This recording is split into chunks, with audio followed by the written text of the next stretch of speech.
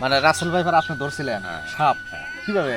দু হাড়ি ভিতর মানে দু হাড়ি পেতে দিয়েছি। হ্যাঁ হ্যাঁ। এটা আপনি আইজুল ভাই না? এটা বদি না না? তো হ্যাঁ হ্যাঁ আমি আইজুল ভাই। ওই যে কালো মানে ওটা ইন্ডিয়ার ক্যাম্প না? হ্যাঁ ওটা ইন্ডিয়ান ক্যাম্প। আচ্ছা, ওখানে বিএসএফ থাকে? বিএসএফ থাকে। ওখান থেকে বর্ডারে বয়ে মুখু আমাদের ঘুরিয়া যাই আবার আমাদের ওই মানুষগুলো দেখাচ্ছে ওই সুযোগ করে বর্ডার ওই যে মানুষগুলো দেখাচ্ছি। হ্যাঁ হ্যাঁ হ্যাঁ হ্যাঁ। ওই নিচে। তাহলে আপনার এই গ্রামের 7 দেশ সীমান্ত? জি। বর্ডারে সব খান? 4 কেজি দুধ হয়, 3 কেজি 4 কেজি দুধ হয়। মায়ে আব্বাক দিয়ে কিছু, আব্বা খায়, আমি খাই, বাড়িতে ছেলে পিলে খায়। হ্যাঁ বিজেপি গ্রাম ওই যে ওই কাইসাগালার কাছে। হ্যাঁ হ্যাঁ। আর আপনার তার উপরে ছিল আপনার 3 তলা বিল্ডিং ছিল, সব নদীর তলে চলে গেছে। বিল্ডিং সহ নদীতে গেছে? হ্যাঁ বিল্ডিং সহ চলে গেছে। আজিজুল ভাইয়ের সাথে বের হলাম, তিনি আমাদেরকে এই চরখানপুর ঘুরে ঘুরে এখন দেখাবেন। উত্তাল ঢেউ তরঙ্গ পদ্মা নদী পাড়ি দিয়ে চলে যাচ্ছি চরখানপুরে।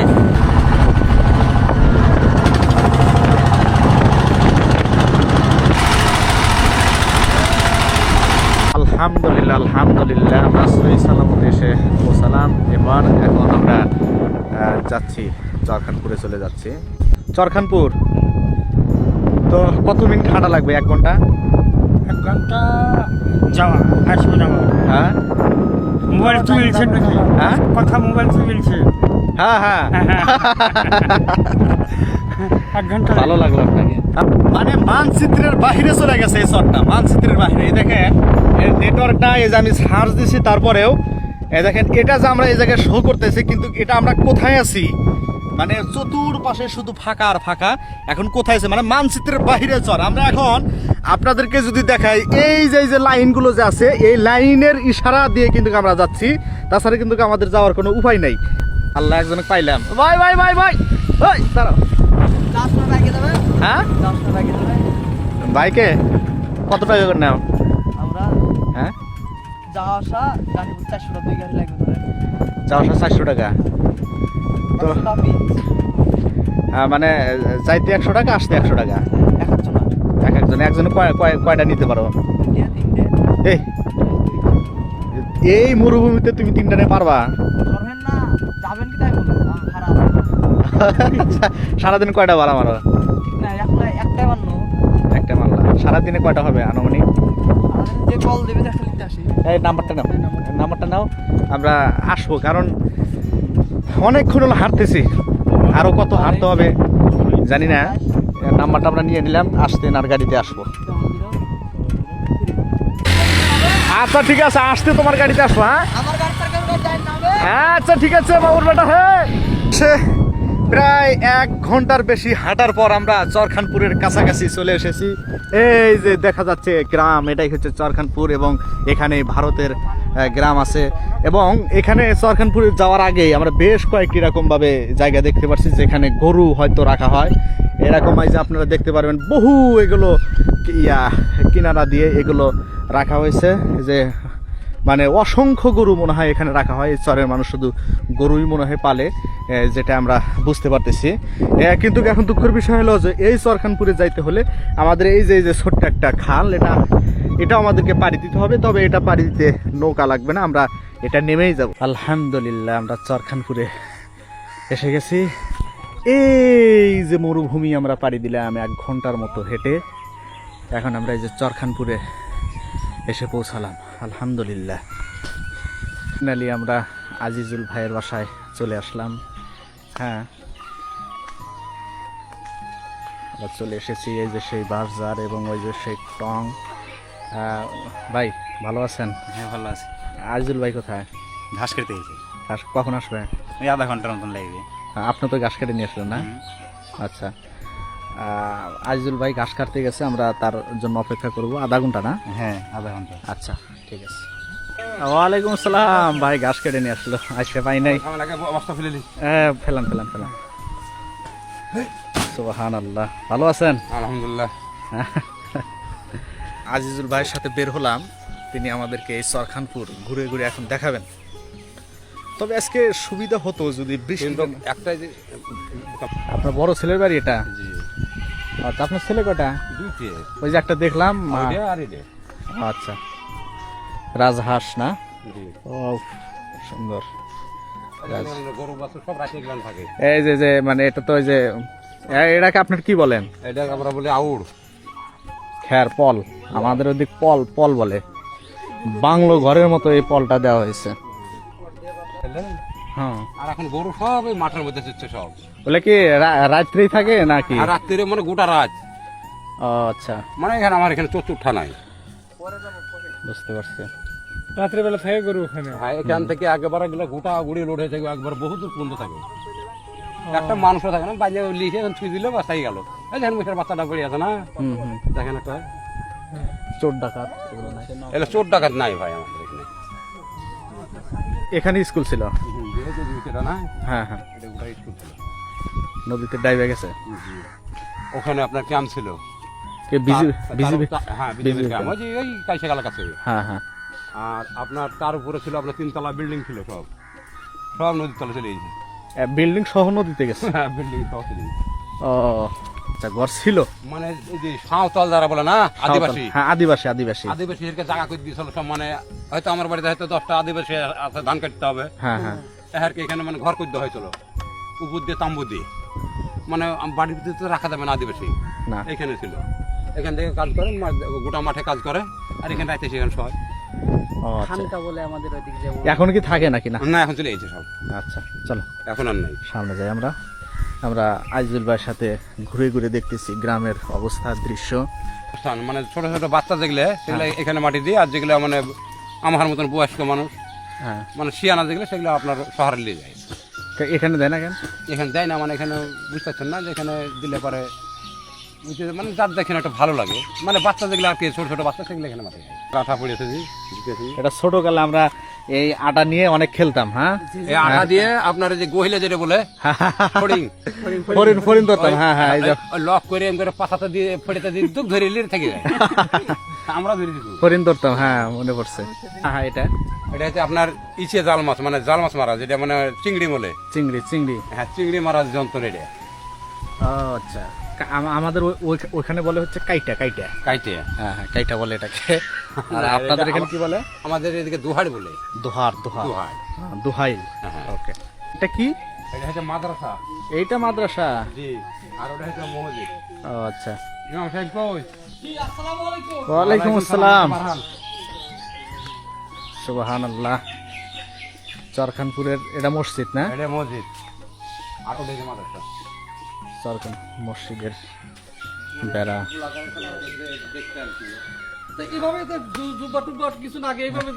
সব সময় তো সব রকম তো হয় না, সমস্যা নাই। না চলে না, টলে না, হাঁটি। হাইটে আসছি। আমাদের বাসা গাইবান্ধা। বাড়ির বাসায় আসছি আপনাদের চরটা দেখার জন্য। দোকানে আসছি আজিজুল ভাইয়ের সাথে কিছু খাবো। ওখান থেকে দেখুন রোজবাড়ি, ওখান থেকে নামবে তখন তোর মানে কারো বুঝতে হাঁটাই বিপদ হয়েছে, একডালে মাটি ফেলছে না নিম্বারে, আর তুমি এলে কারেন্টে জানি লেনছো, আমার হাঁটাই বিপদ হয়েছে। সমস্যা নেই। দোকান না? এটা দোকান।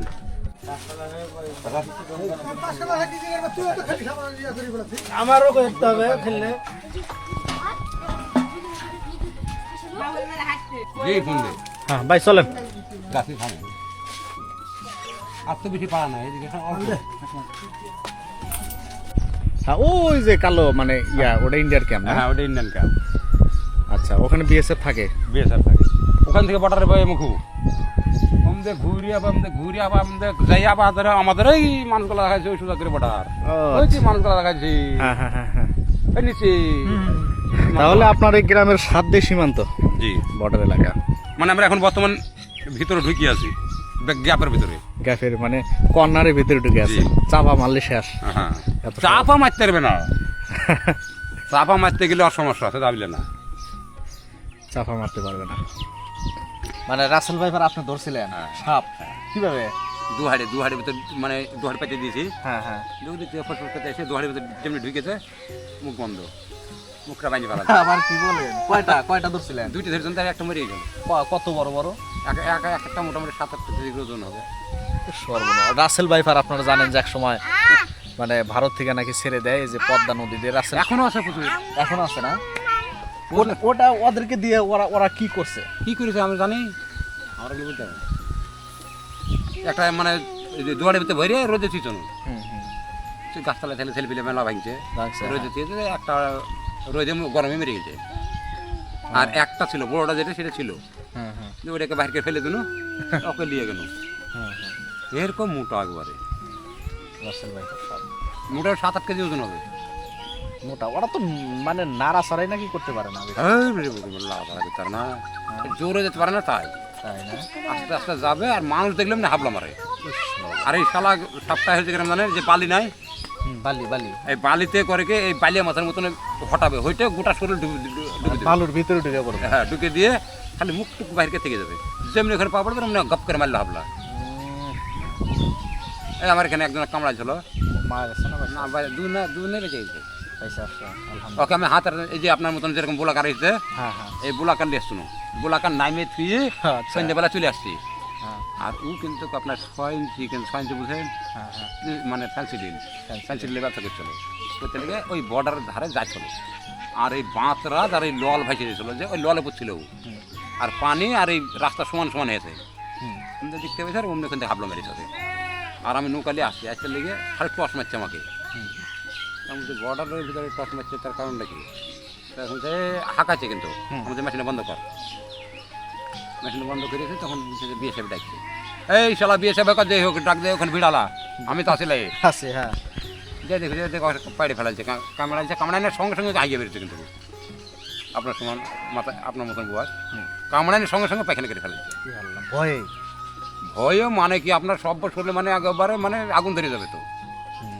দিয়ে তখন আমি লাইফ তুলে ফেলি অমনি আল্লাহর কি কাজ দৌড়িও পানো খস করে এখানে একটা বাঁধন দিল এখানে একটা বাঁধন দিল আর এখানে এমনি সুতো দিয়ে একটা দাগ দিয়ে দিল দিয়ে অমনি তুলে নিয়ে আর এই মুখার আসেনি সুজা মেরেছে মেডিকেলে মেডিকেলে হ্যাঁ মেডিকেলে নিয়ে যাইয়ে আমি মনে হয় এরকমভাবে আপনার রাসেল ভাইবার কামড়াচ্ছে রাসেল ভাইবার কিন্তু আলাদা বল সাপ আলাদা বল সাপ যেটা বুঝে একজন উঠে বুঝছে যে এটাও রাসেল ভাইবার তো এগুলো আর চিনে বল সাপ হয়েছে আপনার যেটা মানুষের যে কপালে টিপ দেয় এরকম গায়ে সাপ সাপ এটা যে বল সাপ আর রাসেল ভাইবার হচ্ছে গায়ে মানে রসা মতো পাক দেওয়া আর গায়ে আছে আপনার রুইতন সাপ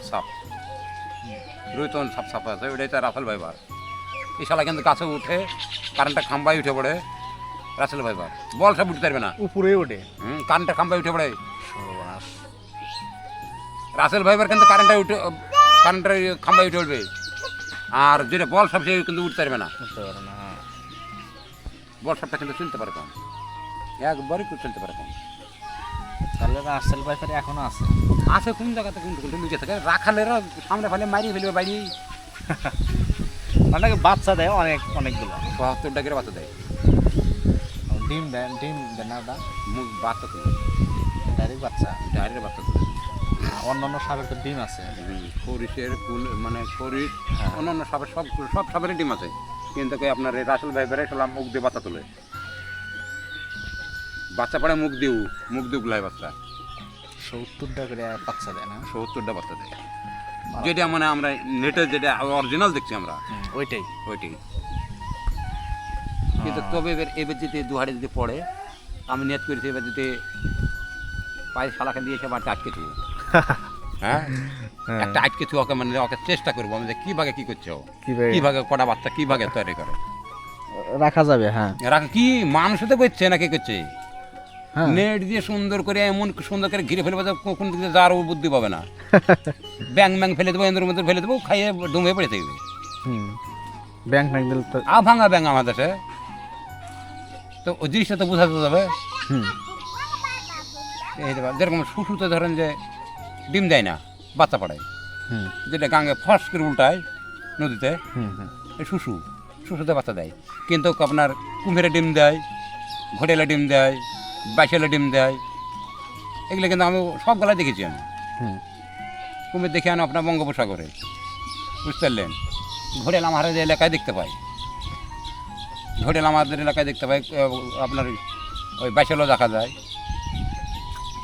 বাইশেলা পিঠে কিন্তু কাটা নাই ঘোটেলা পিঠে কাটা ডাইরেক্ট নৌকা টোকা ফাড়িয়ে ফেলায় আর কুমিরে গোটা মানুষকে খাইলে আর ঘোটেলা মানুষকে খায় না মানুষকে মেরে ফেলায় এমনি যদি ওর যদি ওকে জ্বালাইলে খামকুইতে করে ফেলবে মেরে ফেলবে কিন্তু ওই কুমিরে গোটাই খাইলে।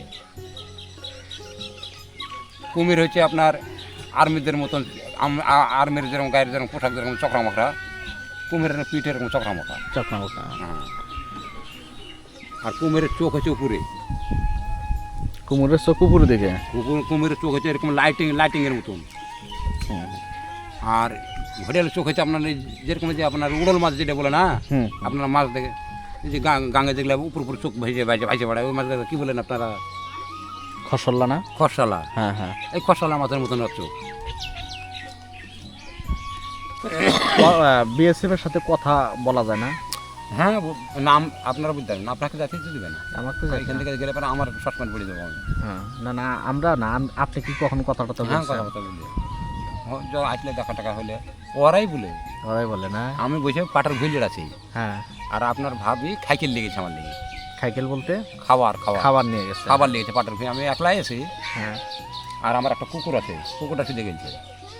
যা বাড়ি যা, বাট যাও যাও যাও যাও যাও। যা বাড়ি যা, ধর। আচ্ছা, তারপর? দিয়ে তখন আমি বসে ইয়ে করছি, তখন একটা তোমার একটা ডোন, বড় ডোন, পাশে পাশে গাড়ি আসছে, আর আগে আগে ডোন দিয়েছে। হুম। তখন একটু বুঝে ডোন আসছে গো, চলো হেঁটে যাই, ভারতের বিয়ে বেসতে। আমি হেঁটে করে যাবো, আমার এলাকায় আমি আছি, ওর এলাকায় তো আমি নাই যে আমাকে দিল্লি দেবো। দিল্লি দেবো, হ্যাঁ। এরকম আমি আর এই যে ঘরটা হুম। ছাড়ি এত দূর তাড়াতাড়ি যে রাস্তা, তখন এসে গাড়ি রেখে দিল। আর ডোনে কিন্তু সব দেখতে পাচ্ছে আমাকে, হুম। আর কুকুর আমার 15 বেশি আছে। দেখে ওখানে আমাকে হাঁকাচ্ছে, হে দাদা করে হাঁকাচ্ছে। বলছে না না দাদা, আপনাকে যাওয়া যাবে না। যে পুলিশ ওখান থেকে নাইমে চলিয়ে এলো একজন আমার কাছে, আপনার কাছে আসলো? কাছে আসলো, মানে ওদের সীমানা ওভারটেক করে বাংলাদেশে ঢুকলো? আসবে, ওটা কোনো সমস্যা নেই। আচ্ছা, হ্যাঁ। ওটা আমরা বাধাবাইকে ধরলে পারে বহু কিছু, না ধরলে কিছুই না। কিছুই না, হ্যাঁ। যাই হোক, মানুষ তো সব তো দুনিয়াতে মানন হলে কি হবে, সবাই তো আর এক না। এক না, হ্যাঁ। ভালো মন্দ দিয়ে সব। তখন আসলে আসে যে আপনি আপনাকে চিনা চেনা নেই, চেনা যেতে হতেই পারে, মানুষের মধ্যে মানুষ থাকে না। হুম। না ভাই, আপনি সারা মানুষের চোখের মনের ভিতরে আপনি ঢুকে আছেন এখন বর্তমান, হুম। তাই বুঝছে, হইতেও পারে। হুম। কিন্তু আপনি আইজুল ভাই না, এটা বদি না, না তো হ্যাঁ, তো হ্যাঁ আমি আইজুল ভাই। আসলে এখন ধরে কথাবার্তা বলি, আর এখন চলে গেলাম। তখন আমি বললাম যে দাদা দেখেন, হয়তো গরিব মানুষ, ছোটো এলাকা, হুম। বাংলাদেশ গরিব রাষ্ট্র, হুম। আপনার এলাকায় যাইতে পারে, আপনার কোলে ছেলেরা হয়তো নেমে আপনার এলাকায় যাইতেই পারে, যাইতে পারে। তাহলে আপনি মেরে ফেলবেন। তো না না না, এটা মেরে ফেলা যাবে না, আইনগত মেরে ফেলা, আইন আছে, আইনের রাস্তায় যা হবে তাই হবে, যা হবে তাই হবে। কিন্তু তাকে মেরে ফেলতে আদেশ দেয়নি। হুম। তো দেখেন, একটু দেখে ছেলেপেলে মাঠে ঘাট টাট কাটছে, একটু দেখে টেখে একটু চালিয়ে যান। একটা ছেলে ধরে চলো, ধরে আমার কাছে নিয়ে এলো। ওই অবস্থায় ধরে আপনার কাছে নিয়ে আসলো? দেখেন কী করবেন, হ্যাঁ। যেহেতু আমার এলাকা গরিব রাষ্ট্র, কিছুই নাই, ধরেন ভাঙন সব মানুষের অর্থই নাই, হুম। বর্তমানে এখন কিছুই নাই। মানুষের ভিটাটা পুড়িয়ে গেলে কিছু থাকে, হুম। আর বাড়িতে যদি ভাঙনা ভেঙে যেতে কিছুই থাকে না। কিছুই থাকে না। তো দেখেন আপনারা সব কিছু ভালো মন্দ আপনারা ভালো বুঝতে পারবেন, হুম। একটু দেখে টেখে চালিয়ে যান, এই পর্যন্ত বুঝে চলে গেল। আচ্ছা। হয় কথাবার্তা আমার সাথে আছে অনেকেই, ওরা ওদিককার ওরা বিএসএফ বাংলায় কথা বলে না পাঞ্জাবে? বাংলা তো বলে, বাংলাতে বলে। বাংলাও সালরা বাংলাও জানে, ইংরাজিও জানে, সবই জানে, সবই জানে ওরা। আরে হিন্দি ভাষা। আর যারা পাঞ্জাবের তারা কিছুই বোঝে না, পাঞ্জাবের যারা, ওরা কি যে কথা বলে একটা কথা বোঝা যায়। আচ্ছা। পাঞ্জাবের ভাষাই তো আলাদা। হিন্দি ভাষা সব, হিন্দি ভাষা কিন্তু ওই সালারা তো কোন এগুলো আসেও না জান। ওই তাও পাঞ্জাবের তো সব গলাতে এক থাকে না। হুম। যারা ডোমের ছেলে, যারা চামারের ছেলে, তারা কিন্তু অ্যাকশন করে বেশি। হুম। ওরা কালিয়ে কালিয়ে মানুষ, আর সামনে একটা পুলিশের মানে ওর মধ্যে 10টা পুলিশের মধ্যে দেখেন 2টা পুলিশ হয়তো ভালো থাকে, সব তো আগাছা সব। যতই যেমন যতই ভালো হয় ভাই, তাও একটা জিনিস চিন্তা করবেন, জি, মাথাতে আপনার কাঁঠাল থেকে রোয়া তুলে খাবে কিন্তু, যত লেখাবে। হ্যাঁ, ওরা কিন্তু আপনি যতই আপনি ঘি দিয়ে খাওয়ান, আর আপনি যতই আন্তরিকের বন্ধু তালে করেন, হ্যাঁ, আপনার পাশা মারবেই। ওরা মালায়ন, ওরা হিন্দু, ওরা বিএসএফ হ্যাঁ। কখনো মনে করেন আপনার উপকার করবো, এটা পশ্চিমকালেও না। আপনাকে ধ্বংস করার মূল্য বেশি থাকবে। জি। এই যে আমার বাপ দাদার রাষ্ট্র হয়েছে ইন্ডিয়া। আপনার, হ্যাঁ, আপনার বাবা দাদার রাষ্ট্র ইন্ডিয়া, হ্যাঁ আপনি কিভাবে আসলেন তাহলে? বিনিময় সময় যে বিনিময় করেছে তখন চলে গেছে আমার বাপ, এসে বাংলার মেয়েকে বিয়ে করেছিল। ও আচ্ছা, হ্যাঁ হ্যাঁ, তাহলে আপনার আত্মীয় স্বজন বংশ সব ইন্ডিয়াতে বেশি। সব ইন্ডিয়াতে বেশি। মুর্শিদাবাদ, আপনার নলহাটি, বীরভূম, মুম্বাই। ইন্ডিয়া কি গেছিলেন কখনো? ইন্ডিয়া তো আমার চোখের মনের ভিতর সব সময়। ইন্ডিয়ার ভিতরে আমাকে যে কোনো জায়গায় চিনতে পারে কোনো ব্যাপার না, আমি চলে যাবো। কিন্তু এখন এমন হয়েছে সুস্থ যাইতে পারবে না। এখন না, মানে আগে কখনো আত্মীয় স্বজন বাসায় হ্যাঁ গেছেন? তাহলে তো ভালোই। আমার বোন আছে, মানে ফুফাইতো বোন আছে, মামাইতো বোন আছে, মামুরা আছে, নানারা আছে। আমার বাপের কিন্তু ভাইটাই নাই, একটাই। এমনি আচ্ছা। ফুফু আছে, হুম, হুম, ফুফার আমরা মারা গেছে। হুম। আমার নিজের মায়ের বেটার ভাই একটা আছে মুম্বাই, আচ্ছা, নিজের মার্কেটের 3 নম্বরটা মুম্বাই থাকে। মুম্বাই থাকে। আচ্ছা, হ্যাঁ, এমন সিস্টেম হয়েছে, এখন আর আসার কোনো বুদ্ধি পাবে না। এখন তো আসার কোনো ইয়া নাই, ওয়ে নাই। এখন যদি বাপটা যদি মারা যায়, বাপ আমার কাছে আছে, হুম। যদি এখন মারা যায় এক মুঠ মাটিও দিতে পারবে না। কী করে দেবেন? এটা একটা কষ্টের কাহিনী কিন্তু। তাহলে আগে তো আর এরকম ছিল না ভাই, এখনই যদি আপনার আগে বাবা, এরকম ছিল না। হ্যাঁ, এই বর্ডারে কোনো পুলিশ কিছু ছিল না। দিনে মধ্যে আপনাকে এখানে বসেছি, আমার খুব জোর যাওয়া আসা 40 মিনিট সময়। হুম, 40 মিনিটের মধ্যে আমি বহরমপুর থেকে ঘুরিয়ে এই শেখপাড়া থেকে ঘুরিয়ে আপনার মালমাত্রা নিয়ে এসে আপনাকে আমি বিদায় করছি। কুটুম শিক্ষা যা আছে সব হুম, সাইকেল ছেড়ে। মানে এদিক থেকে নিয়ে আসা যাইতো, কিন্তু এখন তো শেষ। এখন আপনার বাবাই যদি হঠাৎ মারা তো মানুষ যাবেই, বলাই যাবে না, বলাই যাবেন, 2 দিন আগে পর তো যাবে। এটা কিন্তু কাছে যে মাটিটা দিতে পারবে না। কি একটা মানে, কিন্তু তার মধ্যে 4 ভাই আমরা এখানে আছি। হুম, এখানে আমরা শহর আছে 2টে, হুম, শহর আছে 2টে, আর একটা ইয়েতে আর একটা ইন্ডিয়া। তার মধ্যে আমি 1 নম্বরে আমি, হুম, আর ও আছে 3 নম্বরটা আছে ওপারে। ওপারে ওই দেশেরই মেয়েকে বিয়ে করেছিল। ভারতের মেয়ে বিয়ে করছে। উনি এখন কি করে? ওর এখন ওই এলাহি কারখানা কন্ট্রোলে চাকরি করে এক বেটা আপনার তামিলনাড়ুতে আপনার ইমামতি করে, আর ও কন্ট্রাক্টারের সাইডে থাকে।